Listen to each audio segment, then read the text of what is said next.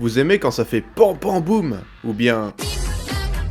Oh non, pitié, pas ça. Donc vous êtes un aficionado des armes à feu, comme le classique fusil d'assaut M16, ou de la belle et meurtrière Gatling?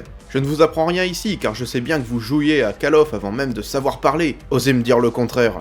Ces armes sophistiquées sont le résultat de siècles de perfectionnement. Mais alors, à quoi pouvait ressembler la première arme à feu de l'histoire?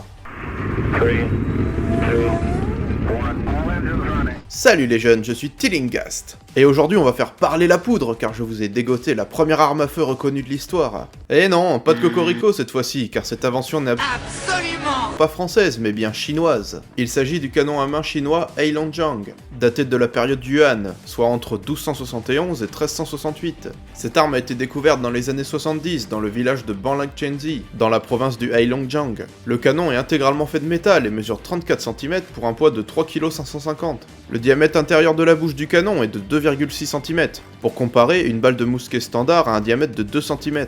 Il se compose d'une chambre à poudre au niveau de la culasse, qui s'allume avec une mèche. Il ne tire évidemment pas de balles, mais de la grenaille. Un ensemble de petits bouts de plomb qui pouvaient atteindre leur cible sur de très courtes distances. Le son qu'il produit à la détonation est similaire à une bombe et peut être entendu à plus de 500 pas à la ronde. Cette arme aurait servi dans des batailles menées à proximité du village en 1287 et 1288. Je me dois de préciser que ce sont les Chinois qui ont inventé la poudre à canon au 9e siècle, et qui est le résultat d'un mélange de soufre, de nitrate de potassium et de charbon de bois. Et paf, ça fait des chocs à pic. Ils ont donc développé et conçu les premières armes à feu et explosifs, avant de transmettre à leur tour leur savoir en Orient, puis en Europe.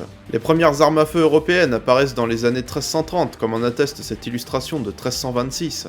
Lors de la prise de Constantinople en 1453, les Turcs ont utilisé des bombardes de taille comme le canon des Dardanelles. D'une longueur de 5,18 mètres pour un poids de 16 800 kg, ce beau bébé pouvait tirer des boulets en pierre de 63 cm de diamètre, ce qui équivaut à 31 balles de mousquet mises côte à côte. Si cette capsule vous a plu, n'oubliez pas de vous abonner et de clocher, vous connaissez la chanson. Quant à moi, je vous retrouve dans une prochaine vidéo. Salut les jeunes!